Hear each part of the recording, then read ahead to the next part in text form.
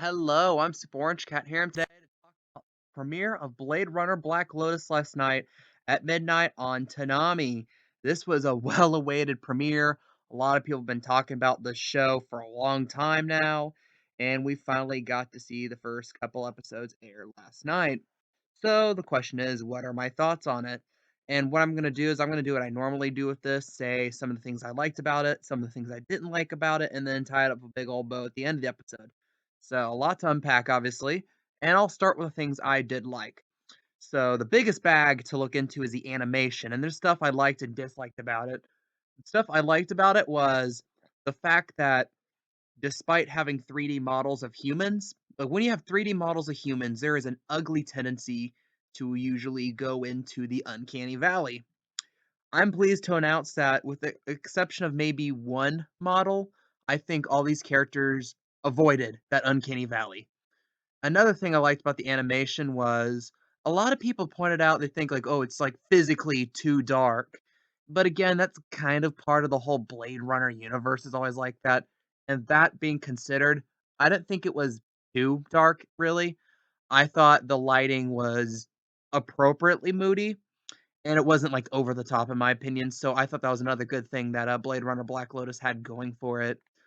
Other things I liked about it. I kind of generally have a decent opinion of the characters. Like Elle, I understand who she is as a character, and I'm fine with her as the main character so far. I'm rolling with it. I'm rolling with it. The alcoholic drunk guy who shoots her at the end of the second episode. I think I kind of like where his character is going. I don't really like the shopkeep, the the shopkeep guy that like got not attacked, but like threatened by the thugs. I don't really like his character that much. He's given off way too much beta energy right there. And another character I liked was the female cop that we see arrest a guy at the beginning and her try to question L after the senator got killed. I thought that I kind of like where her character is going from what little we get of that, but I want to see these characters more fleshed out in the future. And I believe there's gonna be 13 episodes of the show, so we do have some more time to do that. And I guess now I can go into things I didn't like about this episode. What I didn't like about this episode, one thing I'm gonna go back into animation, and it is the fact that I was wondering early on why a lot of this animation seemed really janky yet fluid at the same time.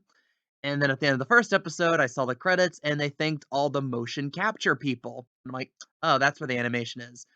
And again, motion capture is a reasonably new technology still. You can point out, well, Disney did this in its movies, some of these movies. Yeah, but at the same time, it's not anywhere near a perfect science at this point. So you're not going to get perfect animation from motion capture. And motion capture is kind of now become the quick trick if you want to do 3D animation, but you want to do it fast, because actual 3D computer rendering animation, like style animation, is a very long process. And considering that there was probably a crunch to get this out this year, considering how much money that Warner Media has on the line with regards to Blade Runner Black Lotus, that probably forced Production IG's hand and made them go to motion capture, which it's gonna always have its benefits and it's always gonna have its weaknesses. And the weaknesses right now are what I would call stage direction. Like if you're a theater kid like I was growing up, then there's this whole concept you're taught that you have to be able to speak your lines while doing the actions at the same time, because there's a bad tendency, especially if you're like a kid, to like say your line and then do the action and then say another line and then do the action, which makes it look really robotic and really like mechanical, which is what this show definitely has this problem with, where it feels like they're not acting as humans. And that's where it kind of that's where the brief moments where the show starts to teeter on the edge of the uncanny valley of the whole they're clearly supposed to be human, but they're not quite, and that makes it creepy. But at the same time, it's far and few in between. Another thing I hated, this is not as much the animation as much as the sound design.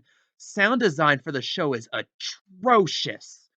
And look, I know Blade Runner has its own share of quiet moments, the whole universe has its own ambiance, but, for example, one scene in particular is the scene where you have, I think that was the, I'm gonna say, I almost said Wayland Corp, the main guy who's like the producer of the replicants talking to this guy, and he talks so softly like this all the time. And like I didn't understand a damn thing he said until he turned to the guy and was like, Senator Bannister is dead. And it's like, how the hell do you know it? Because this is like right after L kills the senator guy. Oh, another thing about the whole senator dying thing. It's like no one cared. Like you have like the senator being like clearly murdered from how he was killed. You could see his body on the ground, and even though there's like a full-on boxing thing going on, you'd think one person would like feel the rush of air or feel the thud upon the ground and be like, "Oh, there's a dead body next to me now. Someone must have thrown it from that balcony. Maybe it's that robot girl who's just clearly staring down from the balcony that he was on earlier." And then everyone's like nonchalant about it. Like they leave the boxing match like, oh, it's just another Thursday night. And then you have like the cops be like, "Ugh, again, another murder of a senator." Then they like walk in, and there's like no urgency about this. Like, and it just feels so weird. Like, it feels like no one thought, how would people react to this? And it's like, that's just a weird, it just felt weird. And another thing I kinda didn't like, and now I'm kinda going away from the animation and going towards the plot, which was a big weakness of the show so far. The second biggest weakness, in my opinion, the biggest weakness, still upcoming. Second biggest weakness is the plot. The whole basic plot of the first 2 episodes is Elle doesn't know who she is. She has this device. It's apparently important. Shopkeep guy and the alcoholic guy act like this is a very important, like, expensive device. And then they're like, and then you have the whole thing be like, "Who is she?" And then she has, like, brief flashbacks, like, being in the desert, being shot at, and then you have, like, the senator basically tell you what probably was gonna be the plot and say, "Oh, you're a replicant, you're a robot, you were literally made to be killed, I tried killing you, why aren't you dead yet?" Basically, and it's just like, you just revealed the plot in 2 episodes. So, like, the question is, what the hell is the plot gonna be now? It reminds me a lot of going into, like, episode 9 of Star Wars, where it's like, you killed all the bad guys already.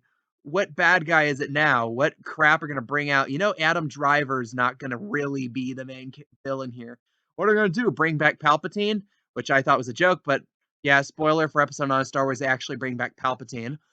And it was just like, you're forcing a plot where it really isn't there. I have a weird feeling that's gonna happen too with Blade Runner Black Lotus. Like, the policewoman that, like, stopped to try to question Elle at one point, you know she's gonna be important, I guess. And then you have, like, the whole mystery of the other female replicant that, like, Elle was friends with or something, that's gonna probably be important.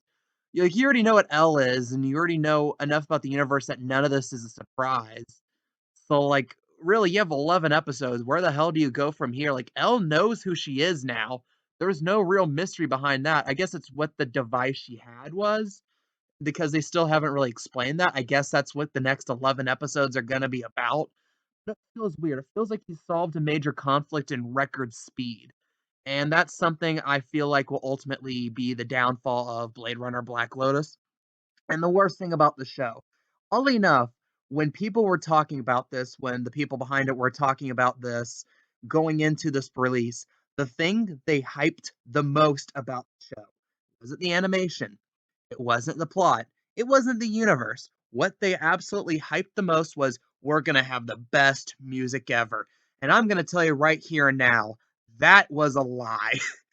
Okay, usually with anime, what anime has an amazing track record of, and I can't think of that many examples to the contrary, is when they make an OP, when they make an ED, the songs they use are absolute bangers. Even the bad anime do this. Like, for example, you know, I've been talking way too much about Promise Neverland Season 2, but the OP for that show was a banger. The ED for that show was a banger. And also, like, even Phantom Pirate Princess, I love the OP music. I love the ED music. Those were all amazing songs. But the opening music for Phantom Pirate Princess is just this Alicia Cara song that it's just like a wet noodle fart of a song. Like, and if you know who Lisa Cara is, I'm sorry about you and your boyfriend's recent breakup. But yeah, it's like this mid 2010s sludge pop thing. And then, like, okay, what about, like, the ambience music for the atmosphere? It's like, for the promos, they tried giving the impression it's gonna be, like, some weird dark vaporwave thing. And by the way, vaporwave is dead already. If you haven't been on the internet since 2016, vaporwave is dead. But, like the music in the show and the music that's, like and the ED is weird because it's a different song per episode, and that's something I might have to review separately, but both of those songs they chose for that I thought were pretty poor selections as well. Well, another one being a Lisa Cara song, another one was, like, Sam Harris or something, I never even heard of this guy, and it just feels like sludge, industrial, it's just hard to sit through type music. It's like you wanna do Metal Machine music, but you didn't wanna commit to going all in with the Metal Machine music. You didn't commit to the industrial sound, and that's something is an absolute downbeat of Blade Runner Black Lotus so far. But again, back to the good things, animation, not horrible. I thought the lighting was appropriate, contrary to what some people are saying. Elle is a main character I can sit through. She's a main character I can really see being a great main character. She's got a lot of that potential. And also, one thing that this show does right that Fan of Pirate Princess did wrong was the first scene. The first scene is the first thing most people ever see about the show. First scene for this show. The first scene for this show was basically Elle being attacked by these like random thugs and Elle fighting off. And the fight animations of fighting animation again is kind of another thing of for motion caption standards, it's good, but it looks janky. It looks really weird and janky in places where the motion capture didn't render well. They kind of cut that out by using blur effects. If you pay attention, especially right when someone's about to do a turn, when someone's about to do some like high level karate move, you can see a blur quickly happen right around that point, and like as if the camera was quickly panning around. That's to hide the motion capture being not that good. But again, and that's not really a, "Oh, this show did this horribly." It's more of a motion capture sucks, and they're only doing it to speed up the animation process. Because again, they probably couldn't afford the money to do true Pixar 3D style animation. Like, I think the initial concept really was for this. But again, first scene of this was this fight, which wasn't that bad. It fit the atmosphere of the show. While by comparison, Fan of Pirate Princess was literally three episodic villains talking about how bad they want to rape the main character, which for a lot of people is just going to be a turn off right off the bat. But I mean, I could see Blade Runner Black Lotus being amazing still. It has that potential. But I'm not as optimistic after episode one of the show as I was after episode one of Fan of Pirate Princess.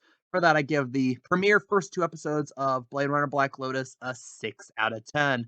What are your thoughts? Leave your comments, leave your opinions down below. I'm the Super Orange Cat, and that is all.